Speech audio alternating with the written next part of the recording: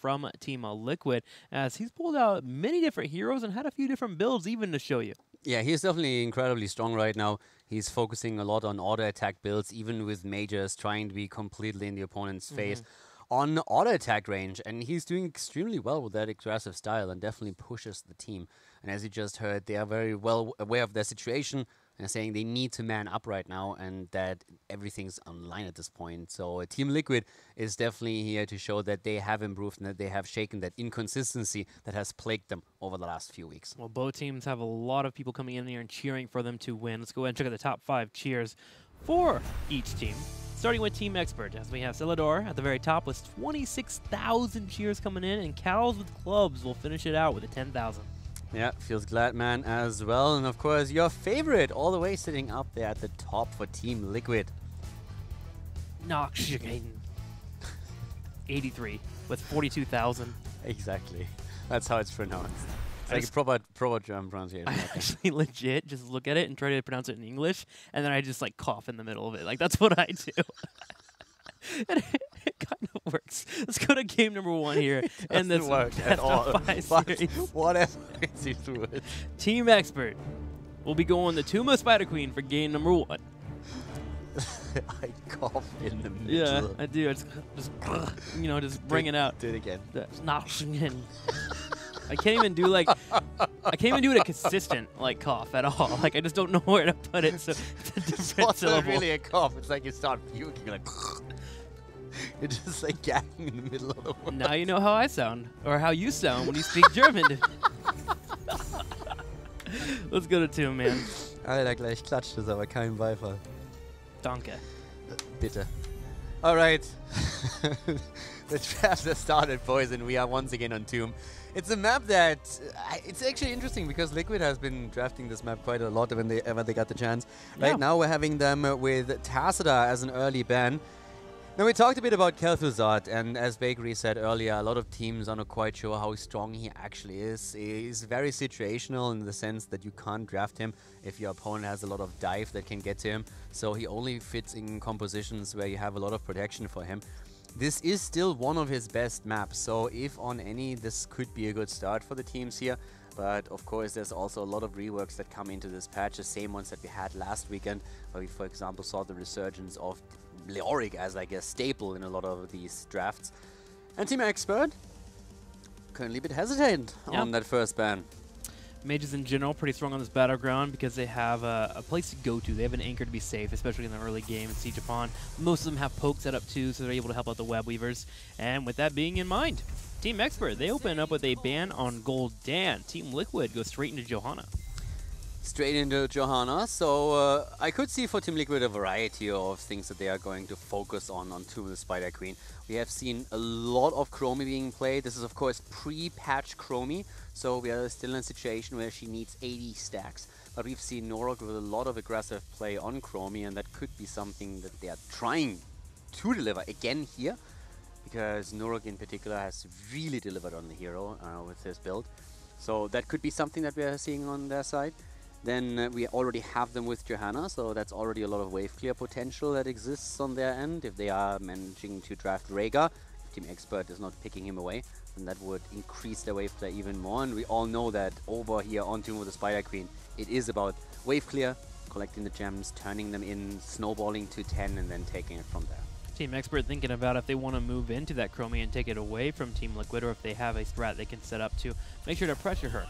Uther will be the first pick, and the Chromie will be the second. So we've gotten to a point on Tomb of the Spider Queen where Johanna and Chromie are first pick worthy. And it folds out like this. That's pretty awesome to see. Yeah, so in this setup, we're having Chromie now taken. And that is definitely, I mean, Chromie is a hero that gets even banned on this map. And if you know that Liquid loves to play the hero here, it makes a lot of sense to make sure that you pick her away. Having also Divine Shield as a panic button helps. Liquid is now likely to respond with Rhaegar being picked on their end, since Lightning Bond on level 1 for Rhaegar is just allowing you to get so much additional wave clear on the lane that Rhaegar on a solo lane even can easily defend Web Weaver, for example. So that could be one of the things Liquid is going to be looking for now. And then of course it's all about what the damage output, or where the damage output is going to be coming from. Could it be the Kel'Thuzad? Give me the Malthael. Malthael for the bot lane, first of all. Now we've seen them with a few variations here, especially on the level 4 talent. We have lately seen a bit more throwing shade on Battlefield of Eternity, but also on other maps it has been a talent that a lot of teams are starting to rely upon a little bit more, but you can still go into your standard quest talent on 4 as well. For now we also have them with Rhaegar as expected, and now we're heading straight into the bans here. But so far for both of the teams a pretty solid start into the draft. Yeah, Greyman as a ban makes sense. He eats Chromie for lunch, can come in on his own flank and get the kill by itself, especially if a time trap is not set up. Especially with that go for the throat, get an engage into an auto attack, a slash, and then you go for the throat, and that Chromie is done for. Talking about slashing, good ban for Team Liquid would be Genji, depending of course on what they draft for their own backline, but since we already have Uther taken for Team Expert, the two heroes that you're usually worried about are Genji or ETC being picked up by your opponent, since the synergy is quite powerful. So this is one, or those are two options that Team Liquid could be thinking about now, unless of course they are worried about a specific solo laner here. See if that ban will come in. Anyone that you would be afraid of? Maybe that's Sonya, but nope, there's that Genji. As I said, Genji would be my go-to hero from the start. Yeah. There's a few more. We've been talking about Leoric a bit. I'm not quite sure if you really need to ban him out in this case. I actually don't really think so, but depending on what kind of setup you run, you might want to. Normally, I would say Leoric shines with that Ominous Wrath build even more if you have a double support and single DPS, a hyper carry in your own lineup. So for Liquid, this is still an option, but overall, I don't think there was a need to necessarily ban him out. I'm pretty happy for them with the Genji ban, since Uther Genji, the Dragon Blade with Divine Shield, is just such a powerful tool in teamfights that you should get rid of it if you can. If there's nothing else that stands out to you to the extent where you say, okay, we have to ban this. Yeah. That leaves Medivh open, on the other hand. So something to consider. Might not become an issue here for them, but it's a risk that Team Liquid was willing to take. And both ETC and a Nubrak are up, which I was thinking about a Nubrak for the Malthael, being able to cocoon. That's definitely a good point. Nubrak with cocoon would be decent. Now when we're talking about the potential Medivh play, then of course we're always accounting for several players for Team Expert being able to play Chromie, not only ADRD, but with now Tracer taken, it's pretty obvious that we're going to see very likely ADRD on Chromie, Nick on Tracer. So we're currently looking for a bot laner for Curson. Sorry, for Ethereal Angel, of course. Curson is going to be the one on Uther. That is the only protection for Tracer at this point. So we don't see too many solo heal Tracers in HGC, but that is going to be one of the cases where Nick has to be extremely careful. Don't really expect this Aria to be drafted by Team Expert. By Ethereal. I was like thinking about bot lane, if there's any hero that could help out Tracer. Yeah. Tyrael? I mean, not really. Nothing really comes to mind where I would say, okay, this is enough support for Tracer that she doesn't have to be afraid. So Nick definitely has to be a little bit less aggressive with this playstyle. Well, we have the Medivh and Limine picked up for Team Liquid, so we don't get it for ADRD as we would love to see, but instead we get it for Hasu. Auto attack Li Ming again. I'm gonna see Nurok on that hero. I'm loving it already. This is gonna be a fun one. And yeah, let's see how Team Expert is running out that draft. Whoa. We have the double support after all. Alright. They go into Lucio here. I was doubting it a bit, but nope, they actually commit to it. I think it's pretty cool. I didn't really expect them to do it, to be absolutely honest with you, but with Tracer, I like the choice, since Tracer with only a single support is always a bit... It's a bit iffy. So are we having a Thorough on the Lucio, or ADRD, Nick on the Chromie, and then a Thorough on Tracer? I would... Actually, I don't know 100%. Yeah, They've been experimenting with a couple of plays, but I would say Ethereal takes one of the two healers, Yeah, okay. We'll have to see how that unfolds, because we have seen a Thorough in the past on that Tracer. He used to be known for it. They shift around scrims a bit as well. They have like a certain overlap in heroes, especially if they're going into a second support. But right now, I'm not 100% certain, for example, if a hero picks the support, if he's going to be the one on Uther or the one on Lucio. So that depends a bit. But we have seen the combo with this particular setup already from Zealots, for example, having Uther together with Lucio, and then Lucio goes more into a position where he tries to provide a lot of utility, especially with like the speed boost and trying to chase opponents or giving yourself the chance to escape there. So I'm hyped for that. I'm really excited to see how that exactly is going to work out, because I think Team Liquid has an extremely cool draft. I really think what they have is extremely powerful. Medivh alone is going to be a huge game changer here, and Nurok has really excelled even without the protection through Medivh. So I think that he can definitely have a massive, massive impact on this game now if he gets a bit of wiggle room to play with. And with Johanna at the front, Medivh to help him out, and then also Malthael to create some more space, I think Nurok is going to have a pretty fun time here. Well, let's watch Nurok as he tries to wiggle his way to victory, taking on Team Expert as we move into Tomb of the Spider Queen in this best of 5 series. Game on in our best of 5. We have to the left side Team Expert with Curson on Lucio, Bad Benny on Stitches on that front line. Ethereal is playing on Tracer this time indeed, and ADRD is going to take over the second support. He will play Uther with Chromie being played by Nick. On the right side, in the red, Team Liquid hoping to move up in the standings here. Splendor will be playing the Rhaegar. We'll be having Blumby on Johanna. Darkmok playing Malthael. Hasu will be your Medivh player. And as mentioned, Nurok will play Li Ming. Yeah, so with Li Ming already taken, usually when we're talking about Nurok, we're going to have him with a bit more of an auto attack focus. Force armor already taken as the level 4 talent. Usually it's all about the missiles for him. The one talent where he sometimes shifts away from them is on level 7, where Calamity can become an option for him, but that's more or less a personal preference depending on the game. It's actually interesting when he talks about it, how he just thinks, okay, do I really get enough out of Calamity? Will I get those resets immediately so that I can use that several times enough? If not, then he is oftentimes just simply heading into missile talents nearly throughout the entire talent tree, which can be incredibly powerful for him. Cannoneer then also taken later on, and those auto attacks is really something that he spams out. It's a different style of playing Chromie for sure, but for him personally it works. And considering that he's also one of the auto attack players that they have in the lineup, it makes sense to have a very similar playstyle if possible with that hero. A Charge Splash should be coming online at level 4, but as we sit at level 1 and move towards 2, our teams are fighting out. We see a Thorough drop in a Pulse Bomb on top of Splendor, but we have Hasuov dropping the Force Will to negate the damage. Yeah, Hasu definitely is going to be under a lot of pressure to make sure that Tracer doesn't get these kills, and the protection alone is already going to help a lot with this. But for now, in the early game, the pressure comes mostly from Team Expert. We're having Nick just firing away from that backline, and we all know how annoying Chromie can be in these instances. Once again, coming to play, but Bad Benny is a bit isolated for a second. The problem is with the double support, there's no real way of killing him just yet, since the damage output is not really there, as we see Li Ming at the bottom. Especially the Devour. Just too many heals in the early game there, as he just stood there, took the damage, auto attacked back, and makes sure to heal back up from his teammates. Now, we have this 2-lane in the bottom side against this Li Ming, and it's Tracer and Uther.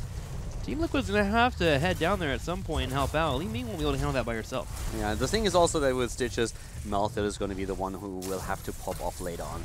Nice hook here, already launched. Blumby, yeah, has the Iron Skin still available, so they all walk away safely from it. Now Hazops can of course also then provide a few additional portals later on if someone gets hooked. But it's going to be on Malthael to really make that dive in deep and put the pressure on Stitches himself.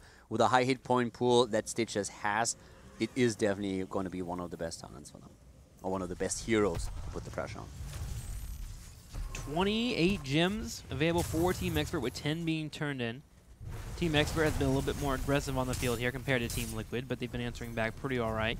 The Force of Wills have saved both Darkmok and Rhaegar, so we're going to watch Hasuov. He'll be the main guy here as we head to that late game. You keep mentioning that Malthael here from Darkmok, and it's not going to be anything that we see too crazy until the late game. Yeah, and already with Malthael, we also have him with Die Alone now taken as a level 4 talent. So going into neither of the quest talents that he has available here, I also want to highlight once more that we've talked about it already, but Charge Blast has now been picked up by Li Ming. So it's really about that auto attack follow-up damage after you start hitting with those missiles. It's really a style that he personally just prefers, and it's, as we said in the past, super funny to see how he and other Li Ming players are having very energetic discussions about what build is better. Last time we saw the dominance and the calamity from Mane. How did Mane phrase it on Twitter? I mean, like a quote from Mane was, "What is this build on Li Ming, Nurok? I thought you moved to Russia, not to North America." So a bit of a heated argument between a bit harsh. Yeah. Slightly there, coming in. Nurok immediately firing back, saying, here's the future. You just wait and see, give it a shot. But so far, Mene hasn't really been convinced, but it's really just that auto-attacker style that Nurok absolutely loves. If it's going to be enough here, that's a different question, of course. Because right now they are playing against Nick, who just fires like the entire time from that backline, volley after volley, and has been doing extremely well. He's at 25 stacks already with Chromie, which is pretty fast. 4 minutes in, 25 stacks, it's not too bad. It's pretty good. I think we had 38 stacks last time we saw a Chromie. So we're going to see around this time. We also saw, who was it? Jeez.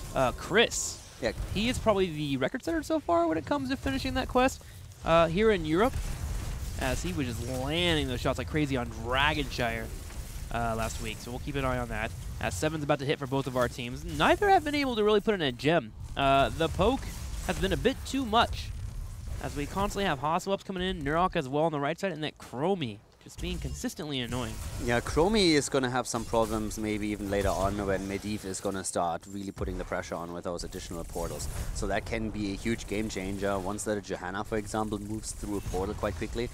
For Nurok now, we have Calamity taken on level 7. As I mentioned before, he sometimes switches away from it. But the blue web weavers are the first one to descend here. And Team Expert is currently looking good in the standings, but this is of course about who takes that 3rd spot in Europe for the playoffs. And as we play the stepladder system for the playoffs, every single rank that you can gain before the playoffs start means that you have to play one less best of 5 series. So it's super important for both of these teams to have the upper hand in this contest. As 3rd place means you only play one best of 5. That's it. You literally get to watch the entire playoff be played, and then you get to react to your opponents that will probably have to reveal some strats in earlier matches. So a great spot to be in. Gives you a great advantage as you head towards BlizzCon. Hang on, Blumby is just taking some damage here on the side. Hasselhoff over the wall will drop the Force Wheel. And Team of Expert pushing in, doing their best here to put some damage on. The Web Weavers get cleared up on the middle and the bottom side. The top, however, is still alive and healthy. Yeah, also Armor of Faith now taken on level 7 by ADRD. So they have really put, everything just currently goes into Holy Light, every single one. Holy Shock taken on level 4, the Silver Touch on level 1. So with Uther and the double support setup that they currently have here, they are definitely having a bit of a different build here. Level 7 Armor of Faith is not something that we see a whole lot. Normally it's the toss-up between Hand of Protection and Guardian of the Ancient Kings, but with ADRD of course we're used to different hero choices and also talent builds, and this is just going to be very visible throughout the game once more. That makes it harder for Johanna to condemn and get the engage she wants if you're able to stay next to the target, say a Tracer or a Chromie, and the condemn comes out. Uther just gets those heals popping out like crazy. It's actually a pretty interesting pickup, but it does require you to be around that Johanna who's going to try to go in for those condemns.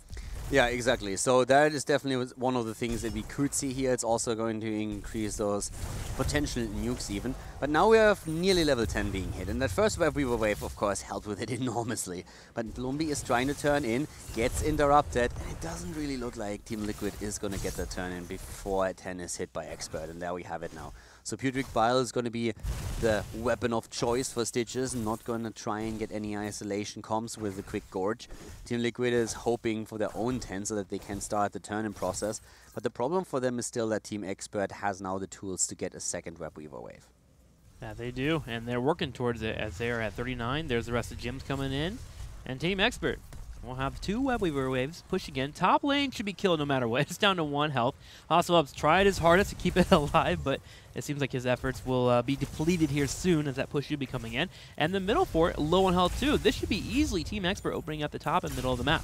But now we have Disintegrate being chosen. We have also still a heroic ability on Johanna. Okay, hold back for a second. Here comes the Blessed Shield and Chromie is down. Nice combo used by Li Ming immediately, getting the resets and throwing the second one out right away. Great job. Also the portal, of course, once again fantastic. Leyline Seal is being used and they're making the play for Stitches this time. Tormented Souls has been popped by Darkmog. The synergy not quite there with Hazu.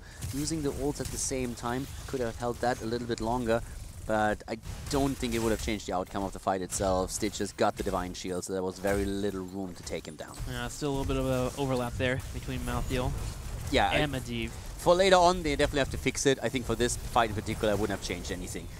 Ancestral attempt by Splendor, but it's already too late. And even with that kill against Chromie early on, we actually see Experts starting to push this in, and they get the kill against Lim. They get the hook after the Liming kill, and right now we're actually seeing Liquid starting to suffer and dropping quite a few of their gems. May have also been a dead puppy if we didn't have Blumby come in there and drop down the flashlight there on a Thorough, making sure he's blinded. A Thorough able to rotate to the middle lane, and look at this. After the web weavers pop in and a Chromie falling, Team Expert is able to get 3 forts in one swing. I mean, we talk again about the momentum that you can build up with the second Web Weaver wave, and this is exactly what Expert is doing. This is why it's so important to try with the first Web Weaver wave to snowball towards level 10. Once you can do that, you're guaranteed to have a safe turn-in. Your opponent either has to try and contest it without heroic abilities, which should result in them losing a hero or two, or you will get this, the second turn-in, and then you end up in the situation that Expert is holding now. 1.5 level lead, an extra talent over the opponent, and all the map control that you could hope for. Team Liquid looking to get back here with their 107 gems they have, with the slowing sands being on the top Web Weaver, and Tracer consistently checking out the bottom one. Team Liquid has not found a spot they can move into to grab that turn-in safely, especially being behind a talent tier. For now, it's all about clearing out waves, floating around, trying to get that experience back, while Team Expert is able to control the field, and they may even make a play here for the boss. In fact, they're running towards it right now. Blessed Champion now also chosen by Uther. He just basically goes for whole light in every This icon looks similar. Yeah, it's like, I've seen this before, let's take that again. So yeah, he goes for a full light build at this point.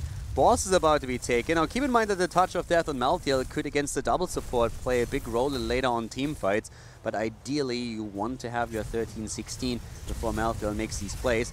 For now, Boss is left alone, fight about to start, the hook against Splendor. He tries to get close to the portal, doesn't get it. The ley line is a bit too late. Darkmork wants to go in and they're trying to get their kills now, but the Divine Shield is already out on Stitches, and now Darkmork himself finds himself in a lot of trouble. The sound barrier coming out to make sure that Darkmork can't be too effective with that Tormented Souls, and Team Expert will clean up 2 targets, looking for a 3rd or 4th. With portals constantly coming out, Team Liquid will be able to grab some of the gems that were lost, but not all. They did get a turn-in during this entire duration, so the bottom lane is pushing in slightly, but the fort should be easily defended here if Team Expert gets down there in time. And also a big impact on the last team fight was thanks to Lucio. Curson was making sure that Rhaegar could not get close enough to the portal to move through. Even with Hazorps coming in with a protective shield, immediately the quick boop pushed Rhaegar back, couldn't reach the portal, and was taken out. So Liquid has the turn-in, but as you already mentioned, they get very little value out of it, and that's a massive problem right now. But at least they're able to claim 13. It's 4 kills against 1 in favor of Team Expert.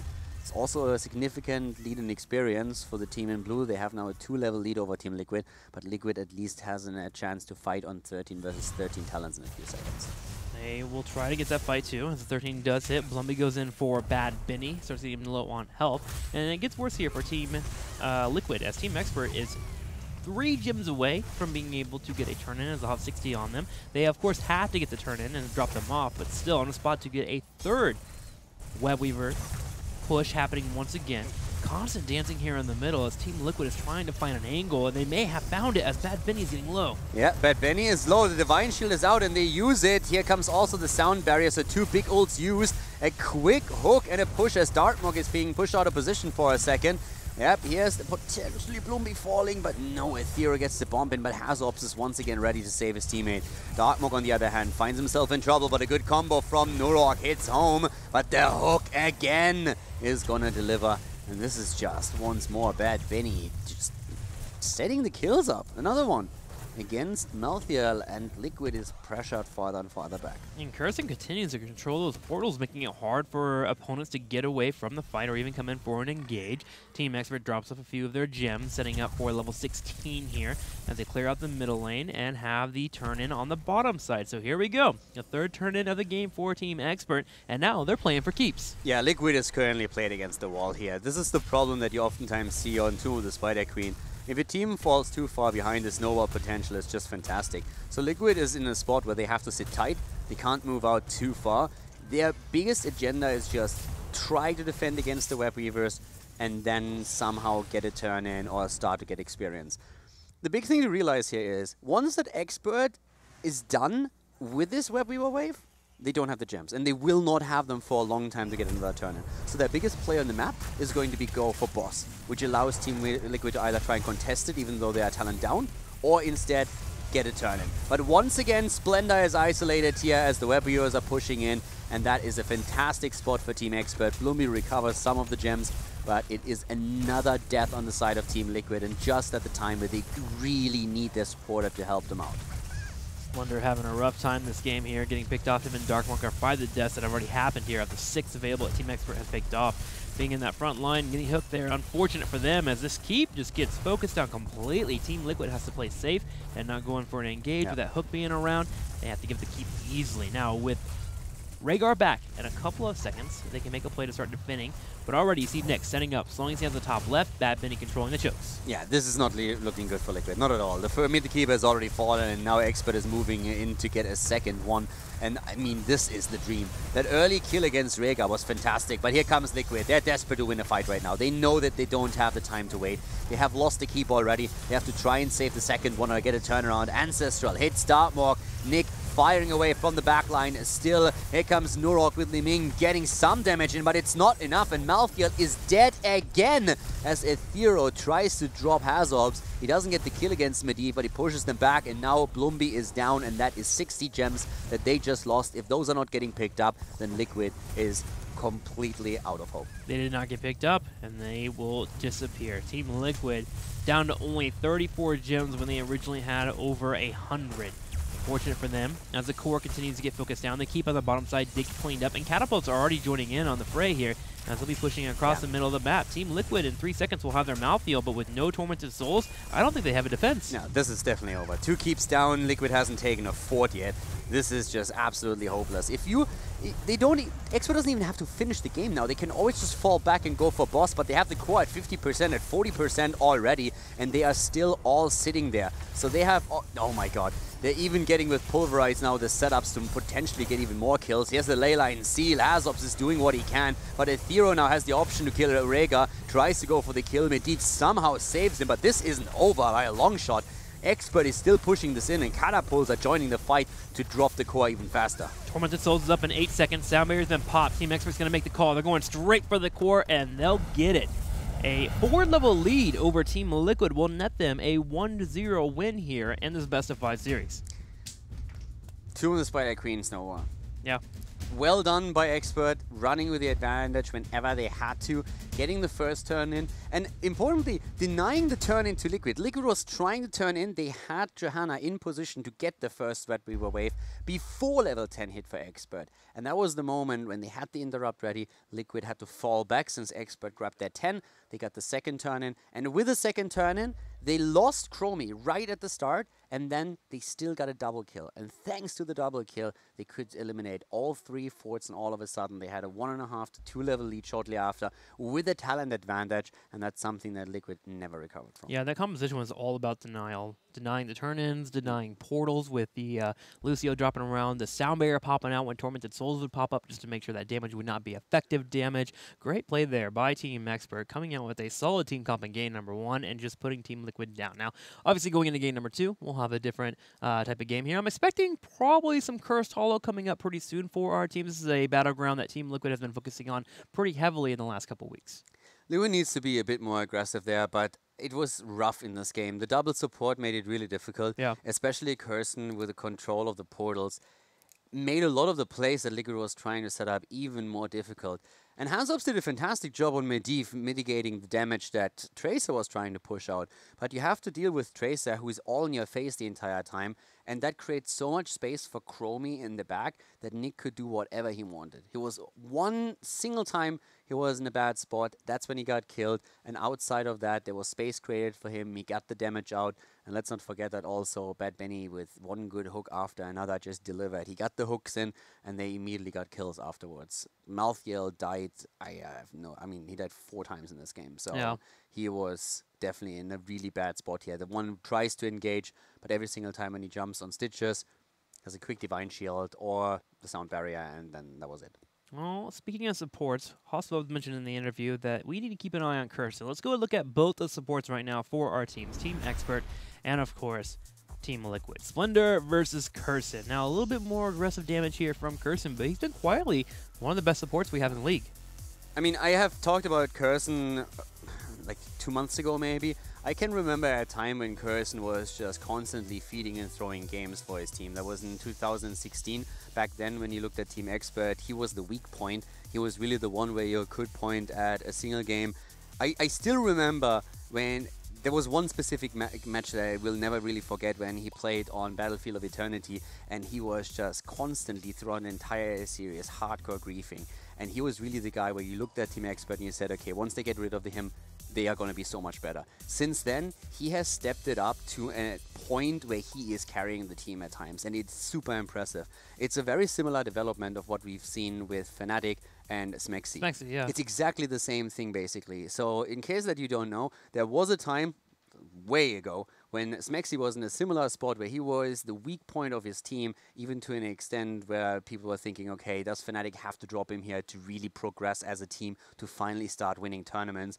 And Smexy, instead of just despairing anything, he just took all of that criticism too hard. He buckled down, and he is now one of the best, if not the best support that we have in Europe here. And with Curson, you have a similar development where he just said, okay, I need to step it up, and he did. So it's super impressive, the path that he has taken and how much he has improved. So I can only echo what Hazop said there, and we've seen it in the stats here. We had a director in the past. Opportunities for greatness. Take those moments and, of course, learn from them. And we see that there with Curson. Let's go ahead and get ready for game number 2. The battleground will be Battlefield of Eternity Expert, picking it up and moving straight into it, which does mean Team Liquid will have the first pick on game 2. Yeah, so I want to see Liquid a bit more aggressive. As I said before, they look pretty solid right now, and it's something that Bakery has talked about too. Bakery and Dignitas, they scrimmed a lot with Team Liquid, and in those series, Liquid looked extremely powerful. They looked a bit more as the Team Liquid of old, but of course we all know that they oftentimes have these inconsistency issues. So if they can come back into that playstyle and also that mindset where they say, hey, we are the ones we're going to dictate the pace of the game. If they can force that onto Expert, I think they have a good shot here, but they need to come out swinging. And on the first map, that didn't really happen. So on this one, which is very team fight focused, I want to see Liquid to really come out aggressive and try to dominate from the start. This is one of those battlegrounds that confidence is a major key of knowing when you want to go for the Immortal, when you want to play defensively. The calls need to be on point. And so we want to see Team Liquid come to BOE, which is a battleground. In the last couple weeks, they've looked great on. We've been seeing more of that mouthfeel from them and just completely show that they are going all in on their calls here. That lack of confidence is something that we missed from them whenever they were having a hard couple of weeks in this Phase 2. Now let's go ahead and move into it. Team Liquid with the first ban. It's going to be Abathur once again. Yeah, Abathur banned out right away by Team Liquid. So no copy plays, no potential for Immortal races.